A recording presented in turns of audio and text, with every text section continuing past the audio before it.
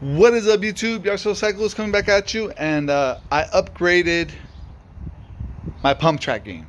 For those of you who know, I bought a $40 bike and I headed out to Santa Clarita, and the bike was not happy. So I came back, I did some upgrades, and I realized probably not the right bike to be doing all that stuff in. So really quick, I'm gonna do my son's bike right here. It's a Giant STP 225. And it's a simple 1x7 front shocks. The only thing I did to his was I added the front brake because it didn't have front brakes. So I added the front brakes and I put new tires on it, and he's completely happy with it. We were doing some small jumps, so I went ahead and put his seat down, but he usually rides it higher than that. But the Redline. The Redline, I went ahead and put front suspension on it. I adjusted the brakes. I trued the wheel. I did all that. And then I went to my local swap meet again.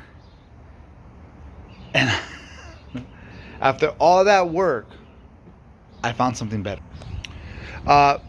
For that purpose. So I was building up that 24-inch Redline to be like a dirt jumper.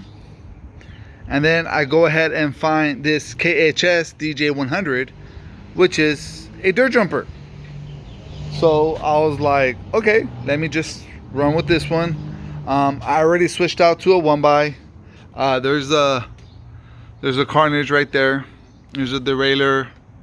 So I'm gonna zoom in on the derailleur right there. It's the front derailleur, the bash guard, and the 2 chain rings. As you can tell, that is a snail. There you go. It is a snail front chain ring that I got at the Swami a while ago for like $5. I did order a chain off off Amazon. So before you guys comment on how rusty the chain is, yes, I have a new chain on the way. I didn't get it because it's not here yet. So let's go ahead and do a recap on what this guy, and it just shows like I said, like the Redline was supposed to be my dirt jumping bike. That one was like I had front shocks on it. I adjusted the brakes. I'm like dialing it in, and I was like, damn, I was almost gonna order new bars for it. And then this one came out. That one's gonna go back to the way it was. Let's see. Not too far. There we go. That's a lot better. So as always, we start off on the crank, and it is a Moto X FSA crankset with Kona pedals. These pedals are like really thick and really wide. I'm not sure if I like them, but for right now they're gonna stay on. Snail what narrow ride chain ring, 34 teeth. Obviously a rusted chain. I might just order the whole group set from Microshift. Why not? Rear Dior, Shimano Dior, long cage, and this is a 11 by 34 or 36, 32. Okay, so I almost have a 1-to-1 ratio. I don't have it, but I almost do. Wheels are Shimano hubs wrapped with Rhino Light 26-inch wheels. Now these I know from my BMX friends. They always run Rhino Lights. Always run more Rhino Lights on their bikes. Usually they're chrome, but this one has black anodized. It does have braking surface pads in case I want to run regular wheel brakes. But this one has highest MX2 disc brakes. There you go. There's the disc, and they are. Does it say the? Trying to see if it says the width, the length.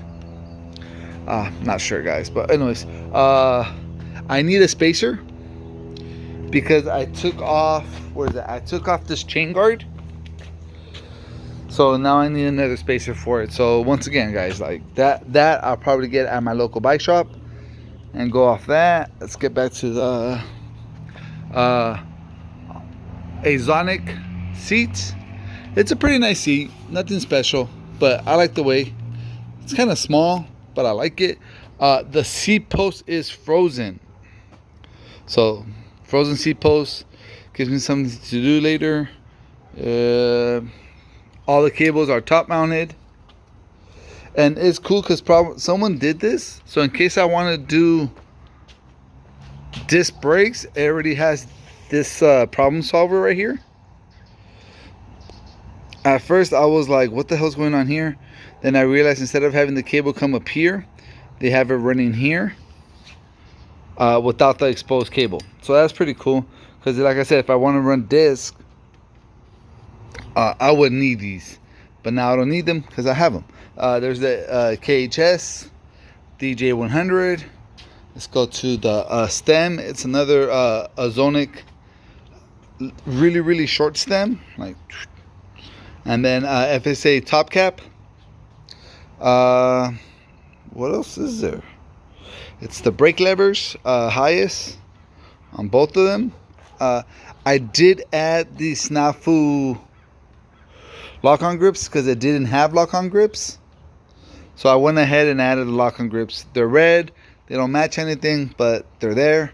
FSA the pig headset, and I did go ahead and re-grease the headset. That it was not happy. So I went ahead and re-greased all that, and I got a set Mana 2.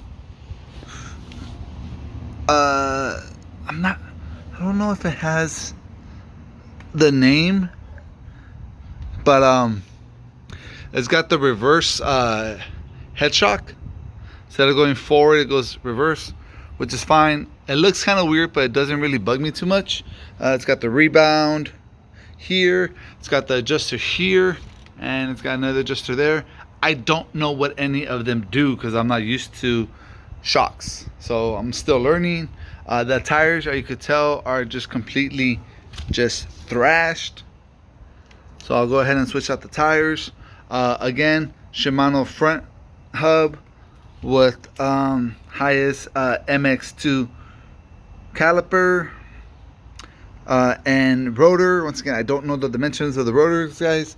Sorry, I did mention it. And let's see, I think that's it, guys.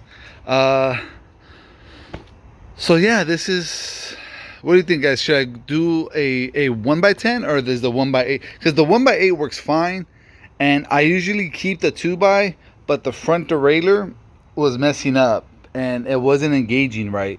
So it was either change the front derailleur or take it off. So that's why I took it off. So now I got a 1x8. My son's got a 1x7 with brakes in the front and rear, so he's a lot happier. And I would be happy if this thing didn't weigh a ton. It's probably like at 35 pounds, which I'm sure is normal. I don't know, I feel it's kind of heavy, but that's where she's at. And that's it. The red line will be going back to its conventional form and probably be sold. And I got it for 40 bucks. So as long as someone cashes me out at like 100, maybe less, I'll be fine. For now, just keep on shredding, guys. Yard Show Cycles out. Ooh.